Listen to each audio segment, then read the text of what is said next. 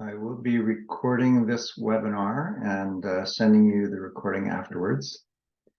So welcome from everywhere. I see a few names that I know. Thank you so much for being here. My name is Chuck Fisher, and we are here for Dovetail Learning's Healing Our Wounds webinar, Resilient Skills That Matter. Just a little bit about me. I'm one of the founding directors of Dovetail, formerly a child and family counselor. My training is in transpersonal psychology, which is the study of well-being from all cultures, Eastern, Western, Oceanic, Native, cross-cultural. I have my own life of wounding and healing from those wounds. So I'll be sharing some of that as we go along. I am also a black belt in Aikido, the peaceful martial art, and formerly the executive director, now the director of transformational learning at Dovetail Learning. And transformational learning is what we're here to explore. I'm so excited to do this webinar with you. It's one of my favorite topics, and I'm always learning.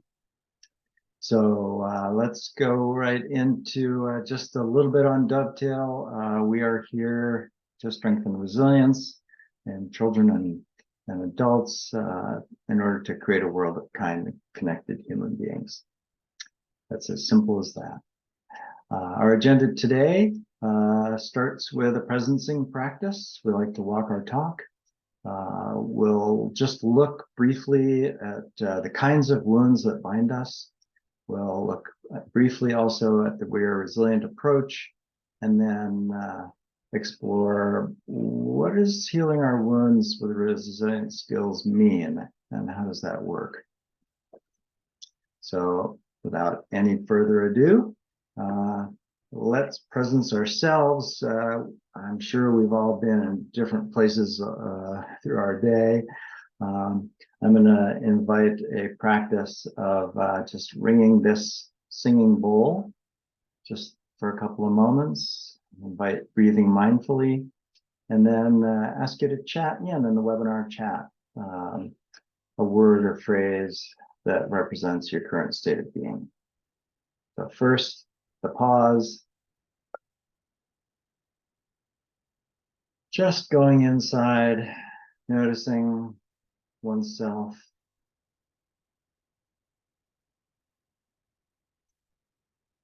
Taking that pause to gather, breathe, feel the interior of our being.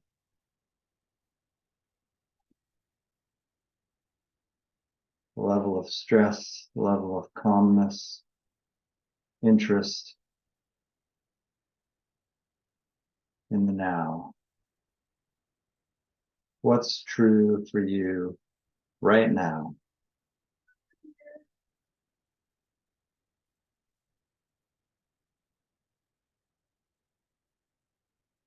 And coming back to full presence with this webinar and our practice. Thank you for chatting in, feeling focused. My word is excited, just so excited by this work. Others, as you chat in, your words of hopeful and interested. Just appreciate that you're here and noticing what you notice, because that's really what it's about. Healing requires noticing. Healing requires presencing ourselves fully, presencing what's difficult as well as what's joyful, and learning to navigate those worlds, both worlds. So let's begin by just looking at this thing that we call wounds. I like to call it wounds that bind us. There's a number of types. We'll look just to kind of canvas what it means to look at childhood trauma, difficult life events, the physical, clicker is a little behind my slide deck. Difficult life events, physical, emotional, mental, and spiritual loss, as well as micro trauma. What are these things? Some of you may be well versed in it, but it's good to just put our finger on the pulse of what kinds of trauma and wounds are available to heal. So the first is the most difficult.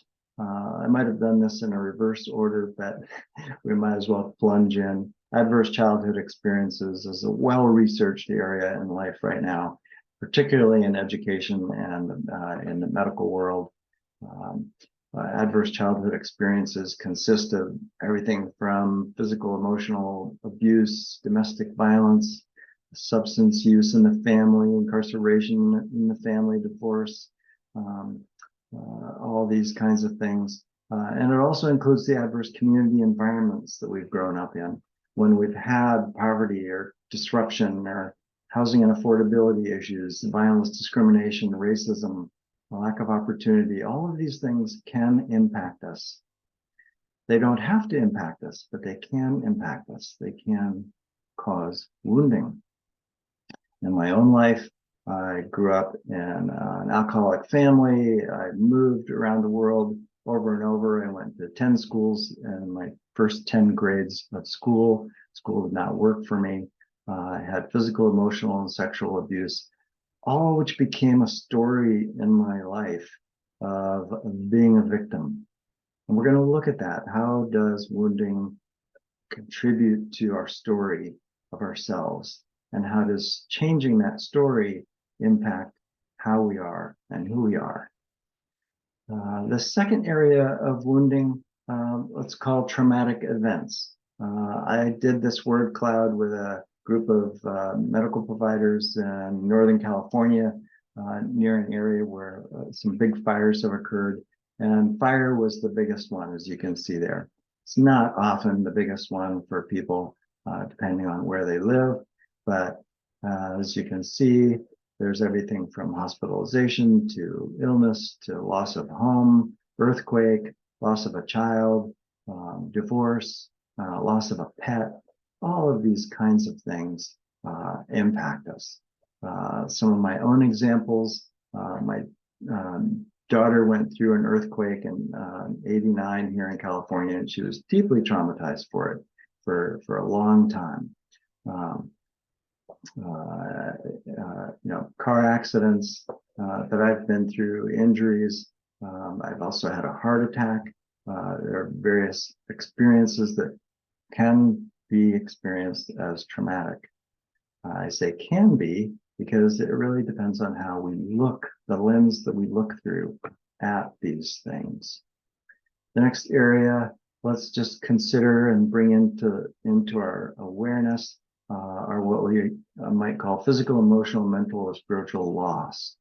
Loss of an ability, loss through a cancer, loss through a mood disorder, anxiety, loss through a handicap or injury, an illness, COVID, negative thinking, all of these things, loss of purpose at the spiritual level, purpose and meaning. All of these things can cause wounding. You might call it wounding in our mental, emotional health. It could be wounding in our physical health or wounding in our spiritual soul connection to life and living it. And then lastly, I just want to introduce the idea of micro traumas. This comes from Nguyen and Hallett, an article called The Subtle Experiences That Can Become Traumatic Over Time. They name a series of things, small slights and insults, might call paper cuts, the things that are just continually going at you.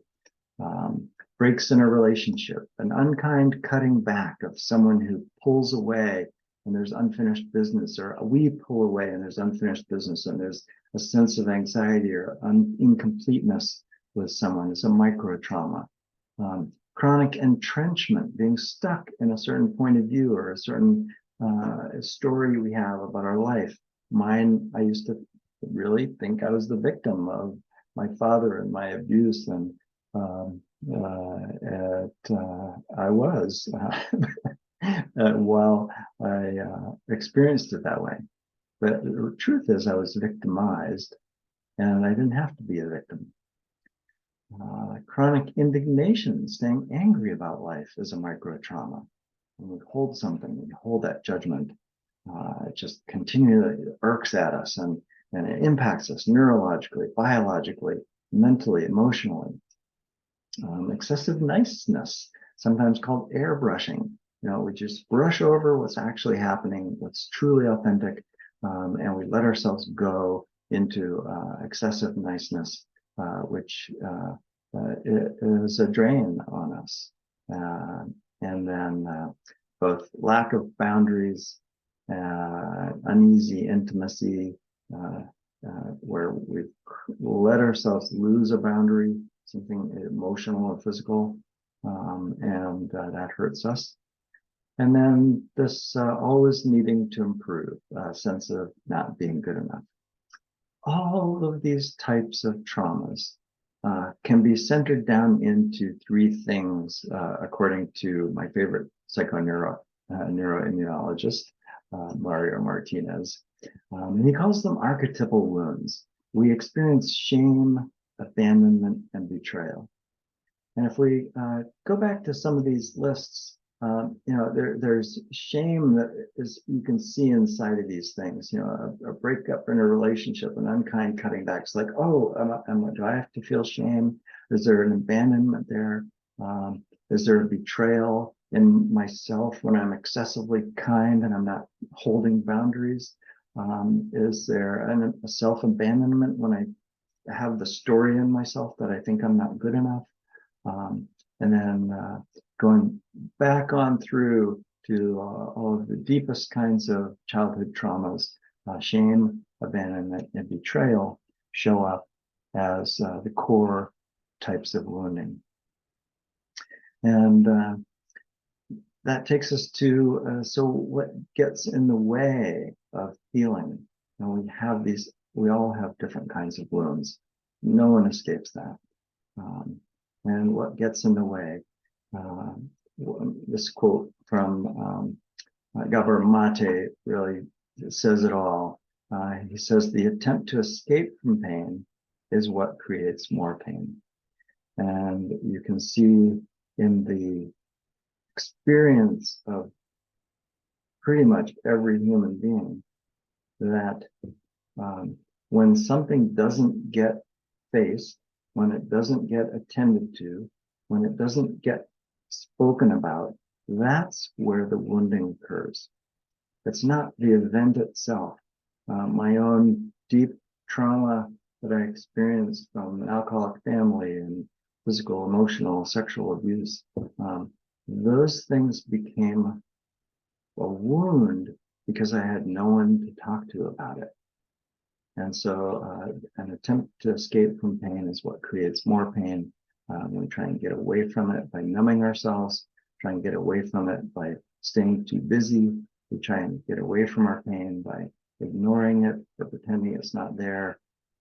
As the Buddhist scholars and practitioners know, we have to come into relationship with our pain in order to process it, move it through us, and heal from it. So let's move into what that can look like. The We Are Resilient approach, which is what we teach at Dovetail Learning, is an approach to healing. We say that we are offering skills for intentional well-being, how to become the author of your own life. And we use resilience in a specific way based on this quote from Ann Maston, University of Minnesota. It's just an ordinary superpower. It's the everyday magic of being human. We all get thrown off balance, and we all have the ability to come back into balance. And we do that in a variety of ways, but it's held inside what I love to call our human condition. And the human condition includes the storms, the difficulties of life, all those woundings that we just talked about, It can be micro storms or major storms, huge hurricanes that happen in our lives. But our storms are always balanced by the miracles. And the miracles that show up in life, while storms are based in fear, the miracles are based in love. So we have storms and we have miracles. As long as I had the story that my life was all about storms, I lived inside of being a victim and had a ton of anxiety as I was growing up. As soon as I started to also see that, okay, at 3 years old, I was being emotionally abused, but I was also living in the Philippines and I learned how to swim like a fish. There was a miracle right there beside the storm. When I was being sexually molested in middle school, I was living in Virginia. And at that time, I started studying martial arts. And the martial art was my miracle. I was in the storm, but I was also in the miracle. Sometimes we get so that we're thinking about our life only in terms of the storm. Oh, this is happening, or that's happening, or life is so bad, or my neighbor's being a jerk. And we just miss that it's actually also beautiful out with immense wellness and health. And we're doing okay. So holding the both and the storms and the miracles is part of our healing. How we respond to the storms can be seen in this graph. Usually it's through fight, flight, and freeze. The difficult ways in which we have reactive patterns to wounding, to trauma. We fight, flight, or freeze. And what I love about this particular graphic is Grace LeConte includes the idea of face. So we might fight it, we might flee from it, we might freeze from it, and we also might face it. And facing it is what gives us our healing. Back to Mario Martinez, he says archetypal healing comes through honor, commitment, and loyalty. So the betrayal and the other archetypal woundings are counteracted by honoring what's true, commitment to what's needed, commitment to ourself, commitment to a boundary, loyalty to our values. When we catch those wins, if we catch those winds in our sails, if you will, and we don't live only in the traumatic difficulties of shame, abandonment, and betrayal. And we can equalize it with honor, commitment, and loyalty. We can come into balance. We can come into balance. And at Dovetail, we do that using a particular model of resilience that includes 5 types of resilience. And the 5 types of resilience start with, on the lower left, reactive resilience. There are reactive patterns to what goes on in life. We call them protective patterns. In this webinar, I'm not going to go into detail on that, but we're going to highlight a few of these as we go forward. The other context is personal resilience. How do I manage getting thrown off balance and bringing myself back onto balance? How do I manage being totally upset and then bringing myself back into complete openness and curiosity and wonder about life? The next context is relational resilience. How do I do that with another person? First, I have to do it with myself. How do I do it with another person? And then we go to group. How do I do it with a group of people? And then we also look at the whole cultural lens of what are the enculturating beliefs, attitudes, and behaviors that I've learned intergenerationally that got passed down. And that's also a deep core part of our resilience. And we call reactive resilience. We learn about our protective patterns. Personal resilience, we have a whole set of centering skills that we can use. Relational resilience, we have a whole set of connecting skills.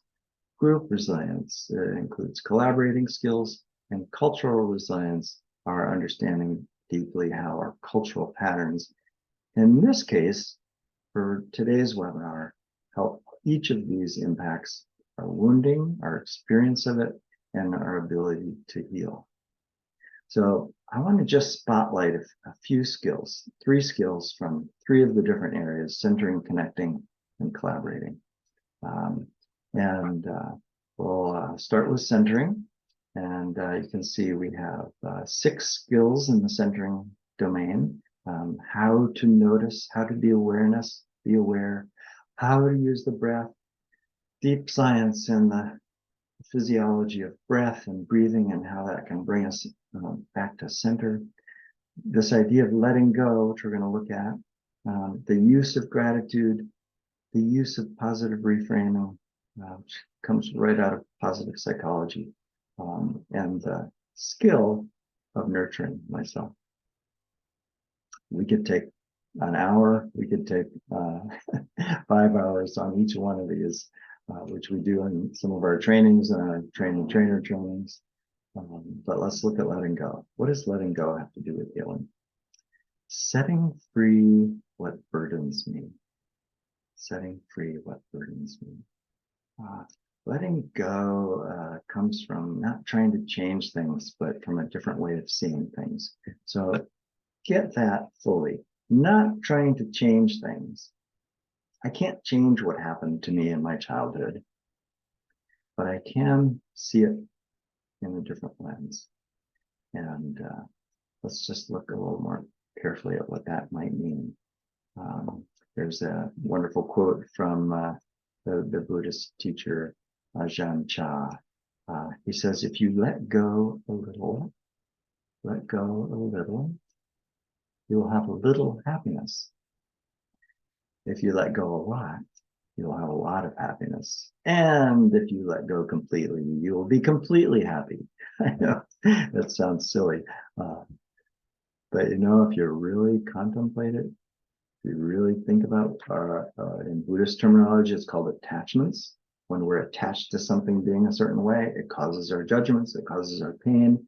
If we're attached to not having had an experience of a wound, attached to not having an illness, a cancer, not having a relationship happen in a certain way, not having a certain family member in our family, all of those things are attachments that cause us pain and wounding. And when we can let go, we can come into relationship with those in a better way. We can be more happy. So that includes this idea of facing that I talked about, letting in to letting go. Letting in requires facing. We face what's happened for us. And when we set free what burdens me, there's several steps. First is letting in, being aware and perceiving what actually happened. Letting it in, instead of avoiding it, letting it in. Letting in, for me, I don't know if you read any of my recent newsletters at Dovetail, but I just did one on forgiveness. And I spent a week in the desert contemplating my father and my relationship with him and letting in what was wholly true there. Because for much of my life, I've held the difficult parts. And what I also had to look at was the beautiful parts of my relationship and him, awareness, perception, letting it all in. And then letting it be the way it is. I can't change any of what's happened in the past. None of us can change the moment prior, much less yesterday or last year or our childhood. Letting it be, accepting it exactly as it is. That makes room for letting go and releasing our attachments. Now, I'm not saying this is easy. It actually takes hard work.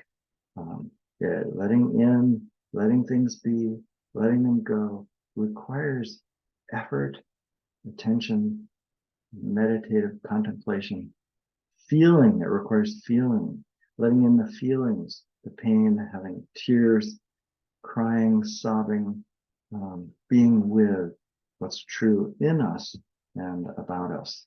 And only through all of that letting in can we then let something new come, which is receiving what's possible, what's next.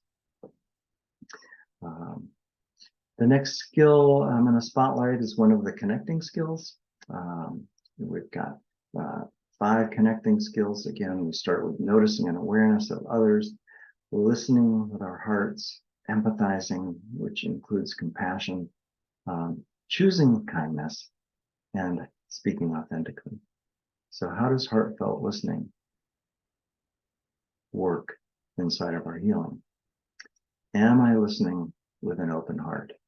And that involves listening in with an open space, non-judgmentally, taking in what I see, hear, and feel. It's really all about what we talked about in terms of letting go, except it's letting in with an open heart, giving space for another person to be the way they are, to let anyone who's in your life who has in some way caused you to feel resentful or judgmental or hurt by or given to listening with an open heart to what it's like to be them, which is really what empathy is about.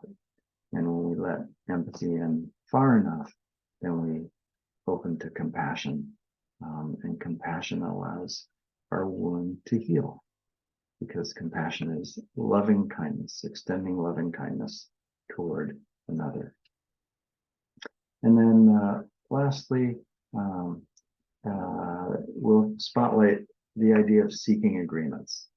This is a collaborating skill. It's about groups operating together, but a group can be 2 people, because 2 people collaborate.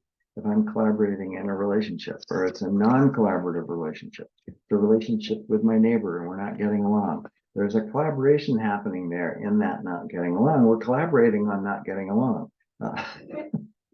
And we need to notice what's happening and appreciate what's going on for the other person.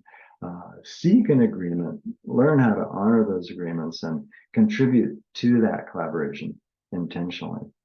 It might be with my spouse, same thing. I'm collaborating with a dissonance with my spouse. I'm collaborating in a dissonance with my child because I don't know any different. Seeking agreements is this wonderful skill that brings us to the same page, same chapter, same book. So just being curious about what explicit agreements might we make so that we can work well together and achieve our purpose.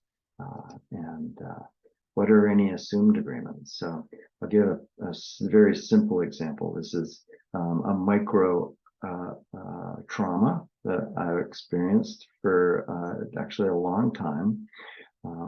My wife and I had this dynamic around the trash. I would say it's trash night, and hey, I'm going to take the trash out tonight, honey. And invariably, she would start getting upset within about 15 minutes, and especially within a half an hour. Like, you said you were going to take the trash out, and all of a sudden I'm getting attacked by my best friend in the world because I haven't taken the trash out yet, and yet I said I was going to take the trash out. And what we discovered that we were missing was timing. I had never said, I'm going to take the trash out and I'll have it out by 9 o'clock before I go to bed. It's still 6 o'clock and we're about to have dinner. We've just had dinner. She's waiting for me to take the trash out because there's been no agreement there. How often does that happen with a coworker or a spouse or your child or a family member, when you don't have an explicit agreement? Who's going to do what on something that you share together, and when might they do it by? Seeking agreements can heal those small things, and they can heal big things as well. So how can I seek and name agreements? What might they be? What are the assumptions that we're living with? And how will that help us? Let's see, I think we've already covered this. Lastly, I'd just like to say, healing our wounds, what does it really take? What lifts us up? We get pushed down by our wounds, our micro wounds, the events in our life, the relationships, the losses that we discussed in terms of physical, emotional, mental, relational, spiritual loss. What lifts us up? And what lifts us up can come to us through nurturing ourselves and anchoring to self-love. Nurturing ourselves and anchoring to self-love. And we can anchor through giving ourselves something physical like nutrition, sleep, or exercise, intellectual engagement, interest, a good conversation, a good book that helps us engage with life, emotional time, space, and a place to play, social connections and belonging, and spiritual purpose and meaning. What does it mean to shift from feeling like we're a victim of a wound to loving ourselves and opening ourselves into a new place, a new relationship with our wounds, or our victimization, or the stuff that happens every day? And we also have a set of resilient mindsets that we bring to this, which is also about healing. If I can use the mindset of curiosity, how do I most want to be in my life? How do I most want to be in my healing? How do I most want to be in the relationship I'm having difficulty with? And can I turn that into a choice?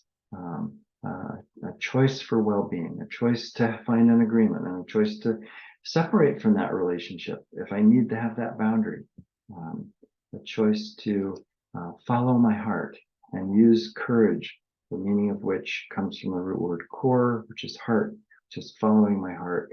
How can we let our heart guide us in our healing, guide us to take a walk in nature, guide us to begin a meditation practice where we can go in and we can feel the wounds of shame, abandonment, and betrayal, and just be in touch with them fully so that we can then release them and start honoring and holding ourselves in the space of this beautiful commitment to ourselves, having loyalty to ourselves, those archetypal healing patterns. And I'd like to end with two things. First is a heart meditation, and I'll just give you a couple of directions to get further resources. A heart meditation is about going in again. And I'd like to ring the bell and ask everyone to just, if you're willing, let your eyes defocus or close. And pause again with a hand over your heart, maybe a hand on your belly. And just be with yourself. Be with your heart of hearts. That deep soul knowing,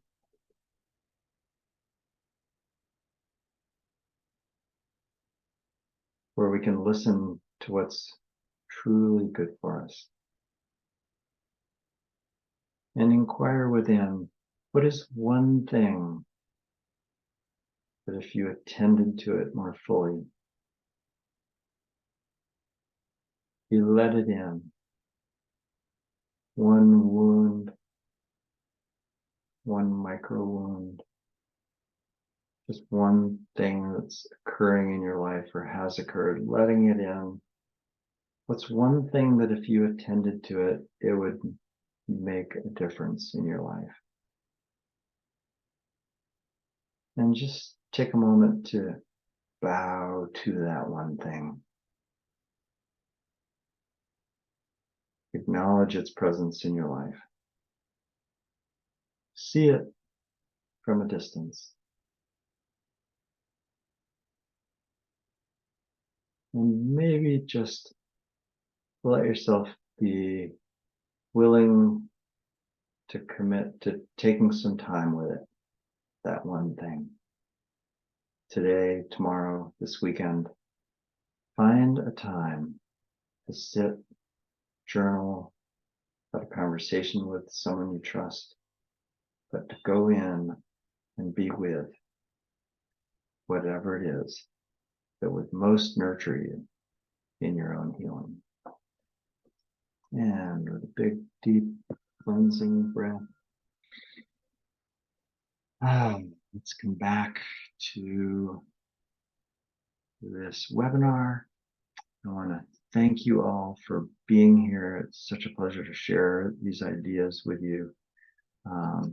Want you to know that We Are Resilient is an open education resource. It is downloadable and free. You can adapt it and use it. We just ask that you give attribution. This is a Creative Commons International license that allows you to collaborate with us, share it. If you share it with others, to share it under the same license. Creative Commons, free for all, open education resource. And you can download digital materials. You can join a circle training or webinar. We have materials for purchase. You can see our website there, www.dovetaillearning.org. And you can always email me. I will answer your email, chuck@dovetaillearning.org. That brings us to a close of this webinar. Again, thank you so much for being here. Thank you for holding the wounding, the both and perspective. You're very welcome. It's such an honor and a pleasure to share. Hope to see you next time.